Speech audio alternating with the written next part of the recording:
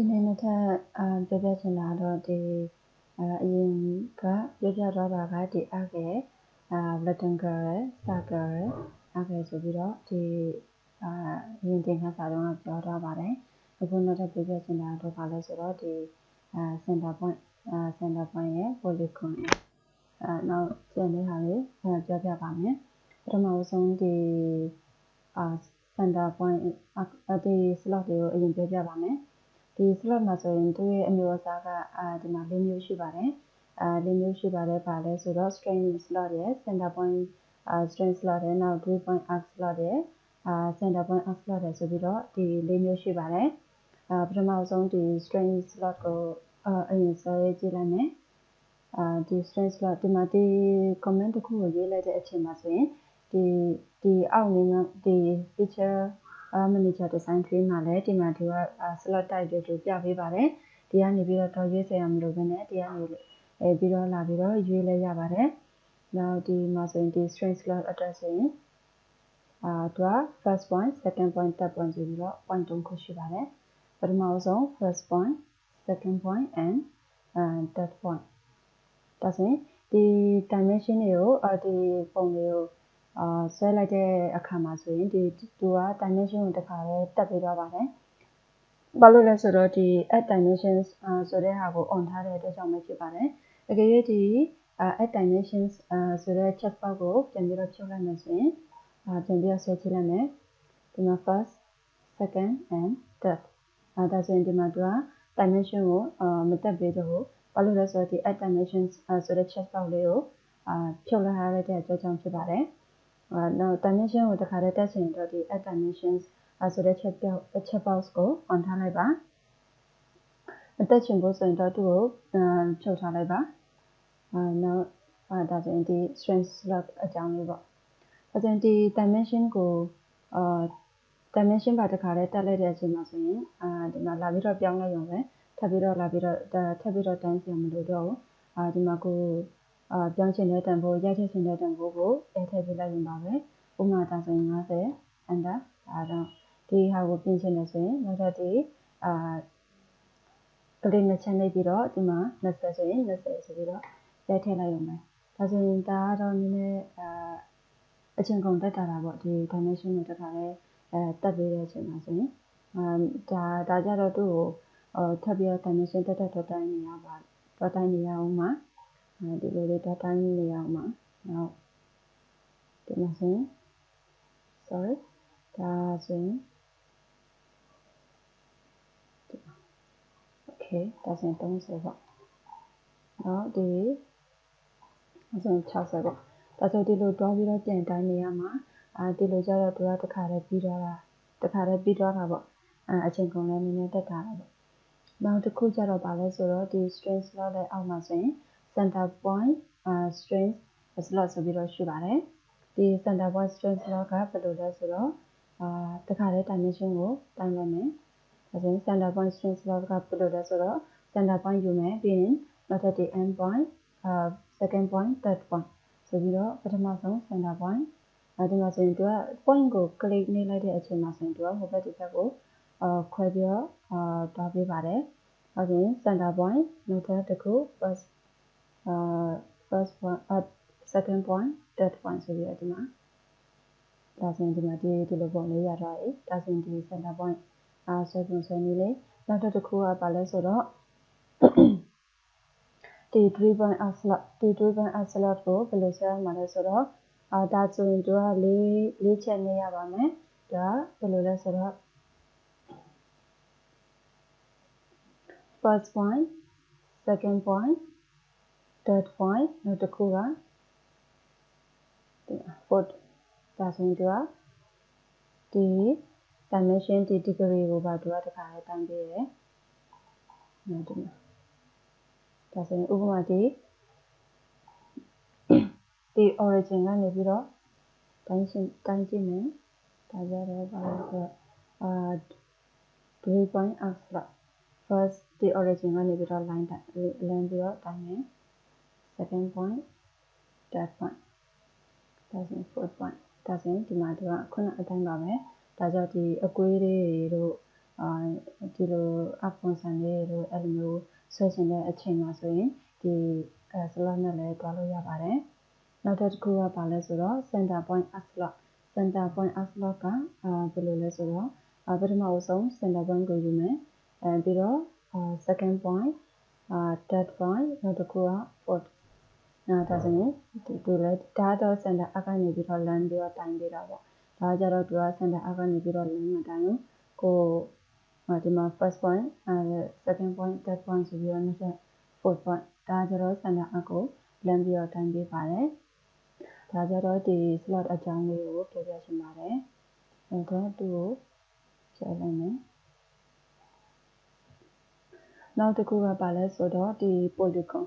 ကို comment ကိုတခြားလောက်ဝင်လိုက်မယ်ဒီ polygon မှာဆိုရင်ဒီမှာသူက construction လုပ်ချင်တယ်ဆိုရင်ဥပမာဒီ polygon ဒါမတွားခင်ဒီ parameter အကြောင်းလေးကိုအရင်ပြောပြမယ်ဒီဒါကြတော့သူကိုထားချင်တဲ့အနာပေါ့ဥပမာလေး6နာ9နာဒါမှမဟုတ်ဘူးဆိုရင်သူ့ကိုထည့် short ချင်တယ်ဆိုရင်ဒီမှာ3နာဆွဲချင်တယ်ဆိုရင်3နာနောက်တစ်ခုဒီဟာကြတော့ inscribe circle နောက်တစ်ခုက circumscribe circle ဆိုပြီးတော့2မျိုးရှိပါတယ် inscribe circle ဆိုတာတော့သူကဒီဘယ်လိုလဲဆိုတော့ဒီမှာဒီ circle လေးကိုပြောချင်တာ inscribe circle ဆိုတာတော့သူကဒီကိုဆွဲမဲ့ပုံကိုဆွဲရဲ့ပုံမှာဒီ circle လေးကအထဲထားမှာလားဒါမှမဟုတ်ရင် circumscribe circle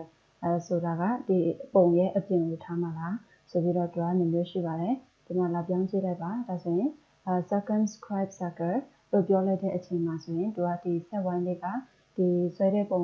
ရဲ့အပြင်မှာလာပြီးတော့ရှိပါတယ်နောက်သူ inscribe လုပ်လိုက်မယ်ဆိုရင်ဒီဆွဲတဲ့ပုံရဲ့အထဲမှာဒီ circle လေးကလာပြီးတော့ရှိနေပါတယ်ဒါကြတော့ဒီ polygon ဆွဲတဲ့နေရာမှာဆိုရင်ဘယ်လိုဆွဲချင်တာလဲပေါ့ inscribe နဲ့ဆွဲမလား circumscribe နဲ့ဆွဲမလားဆိုပြီးတော့ဒီမှာလာပြီးတော့ရွေးပေးလို့ရပါတယ်ဒါကြတော့ဒီ degree တွေပေးချင်တာတို့အဲ့လိုမျိုးလာပြီးတော့ပေးလို့ရပါတယ်နောက်သူ့ကိုဒီ line ကိုသူ့ construction လုပ်မှာလားဆိုပြီးတော့ဒီမှာ construction လုပ်ချင်တယ်ဆိုရင် construction ကို construction ရဲ့ chat box မှာ on ထားပေးလိုက်ပါအကယ်၍သူ့ကို construction မလုပ်ချင်ဘူး video line အနေနဲ့ပဲထားချင်တယ်ဆိုရင်ဒီfor construction ဆိုတဲ့ chat box လေးကိုလာပြီးတော့ off ထားလိုက်ပါဒါဆိုရင်ဒီလိုချင်တဲ့ polygon နောက်ဒါမှမဟုတ်ဘူးဒီ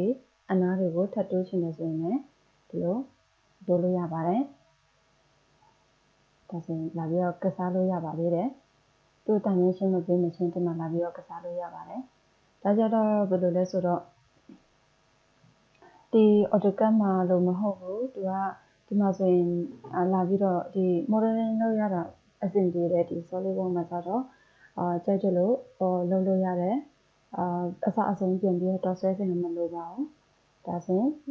ကြိုက်တဲ့အနာထပ်ပေးလို့ရတယ်ဥမာ6နာဆိုရင်6နာပဲထားလိုက်မယ်ပြီးရင်ကျရင်သူမှန်ချက်ပေးလိုက်ပါဒါဆိုရင်ဒီမှာဆိုရင်လိုချင်တဲ့ပုံလေးရပါပြီနောက်ဒီ comment ကနေထွက်ချင်တယ်ဆိုရင် right click နဲ့ပြီးတော့ select လို့ပြောပြလိုက်ပါဒါဆိုရင်လိုချင်တဲ့ပုံလေးရပါပြီနောက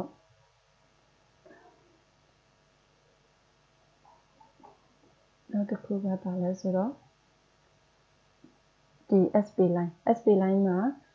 သူကဒီမှာ3မျိုးရှိပါတယ်3မျိုးရှိပါတယ်ဒီ Visual Spline ရဲ့ style Spline ရဲ့နောက် equation drive guide ဆိုပြီးတော့ဒီလိုမျိုးရှိပါတယ်ဒါကြောင့်ရိုးရိုး line အတိုင်းပါပဲရိုးရိုးတခြား software တွေနဲ့တခြား software တွေနဲ့ဆွဲပုံဆွဲနည်းတူတူပါပဲဒါဆိုရင်ဒါဒီလိုပုံစံနဲ့လို့ရှိရင်ဒီလိုပုံစံနဲ့လို့ရှိရင်ဆိုရင်ဒီမှာတစ်ချက်လောက်နေပေးလိုက်ပါနောက်တစ်ခုကသူ့ကိုလည်းဒီမှာ for construction တို့နောက်ထပ်ဒီဟိုရွှေ့ဒီရွှေ့ဒါဆိုရင်လာပြီးတော့ရွှေ့လို့ရပါသေးတယ်ဒါပြီးချက်တူလို့လာပြီးတော့ရွှေ့လို့ရပါသေးတယ်လာပြီးတော့ပြောင်းလို့ရတယ်နောက်ဒီဒါဆိုရင် for construction ဆို for construction ထားချင်လို့ဆိုရင် for construction ရဲ့ chat box ကိုတစ်ချက် on ပေးလိုက်ပါ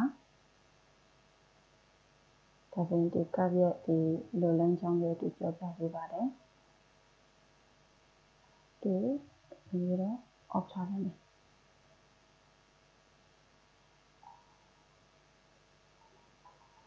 ဒါကြတော့ဒီ spline အကြောင်းလေးဖြစ်ပါတယ်နောက်တစ်ခုကဘာလဲဆိုတော့ဒီ style spline ဒါကြောင့်သူကဒီလို point လေးနဲ့သူကဒီလိုပုံစံဒီလို line လေးတွေနဲ့ပြချင်တဲ့အချိန်မျိုးမှာအမှားဆိုရင်ဒီ spline style ကိုလာပြီးတော့style spline ကိုလာပြီးတော့အသုံးပြုလို့ရပါတယ်ဒါကြောင့်သူကဒီမှာဒီ line လေးကိုရွှေ့လိုက်ရုံပဲဒါဆိုရင်အဆင်ပြေပါတယ်ဒီဟာကချိန်တယ်လို့ရွှေ့လို့ရပါတယ်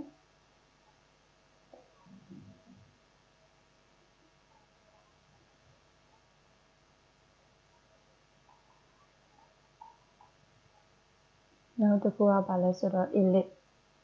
ကဘယ်လိုလဲဆိုတော့ ellipse ရဲ့အောက်မှာဆိုရင်ဒီမှာသူက၄ခုရှိပါတယ်ပထမဆုံးဒီ ellipse ကိုအရင်ပြပြမယ် first point second point third point ဆိုရင်ဒီမှာလာပြီးတော့dimension ပေးလဲရတယ်ဒါမှမဟုတ်ဒီဆိုရင်ဒီ smart dimension ကနေပြီးတော့ဒီလိုဒီကနေလာပြီးတော့ပေးလို့လဲရပါတယ်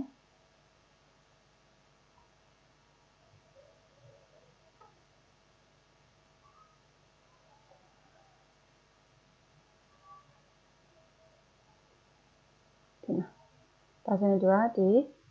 end point နဲ့သူရဲ့အစအဆုံးအကွာအဝေးကိုတိုင်းရှင်းနေဆိုရင်ဒီဘက်end point နဲ့နောက်ဒီဘက် end point နဲ့လမ်းပြီးတော့တိုင်းလိုက်ပါဒါဆိုရင်သူ240ဆိုရင်240လို့ရေးလိုက်ပါနောက်ဒီအကွာအဝေးကိုလိုချင်တယ်ဆိုရင်ဒီအပေါ် point နဲ့နောက်ဒီအောက်က point နဲ့ဒီလိုလာပြီးတော့ပေးလို့ရပါတယ်ဒီ100လို့ပေးလိုက်မယ်ဒါဆိုရင်ရတော့ပါပြီနောက်ထပ်ဒီ point နဲ့ဒီ point နဲ့ consistent လို့ပြောလိုက်မယ်ဒါဆိုရင်လိုချင်တဲ့ပုံလေးရတော့ပါပြီ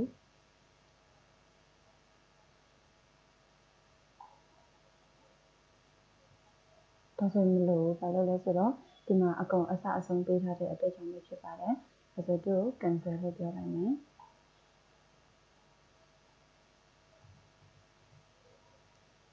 နောက်တစ်ခုကျပါလဲဆိုတော့ဒီpartial ellipse ကဘယ်လိုလဲဆိုတော့ first point second point နောက်တစ်ခုက third point ဒါကြောင့်ဒီလေးချက်ဆွဲပေးရပါမယ်ဒါဆိုရင် partial အစိတ်အပိုင်းလေးပေါ့ဒါဆိုရင်ဒီမှာဒီလိုချင်တဲ့ပုံစံကိုရပြီဆိုရင် click ချပေးလိုက်ပါနောက်တစ်ချက်ဆွဲပြပါမယ် first point second point third point နောက်ထပ်ဒီမှာ fourth ဆိုပြီးတော့ click ချလိုက်ပါဒါကြတော့ဒီ partial ellipse ဖြစ်ပါတယ်နောက်ဒီမှာဆိုရင် parabola ဆိုတာဒီမှာဒီလိုပုံစံနဲ့ okay လိုချင်တဲ့သူကလည်း၄ချက်ဆွဲပေးရပါတယ်ဒီမှာ first point second point ဒီမှာဆိုရင်ဒီမှာ fourth ဆိုပြီးတော့ဒီမှာဒီလိုဆွဲပေးရပါမယ်ဒါကြတော့တိတ်ပြီးတော့မတုံးပါဘူးအတုံးများတာတော့ဒီ video edit ကိုပို့ပြီးတော့အတုံးများပါတယ်ဒီ parabola ဆိုတာကလည်းဒီ10တန်းတုန်းကလည်းတင်ဖို့ပါတယ်ဒီနောက်တစ်ခုကပါလဲဆိုတော့ဒီ conic ဆိုတာဘယ်လိုလဲဆိုတော့ဒီမှာfirst point second point နောက်ဒီမှာဆိုရင် third point first point second point third point လေးချက် first point second point third point ဆိုပြီးရှိပါတယ်ဒါကြတော့ဒီ ellipse အကြောင်းလေးဖြစ်ပါတယ်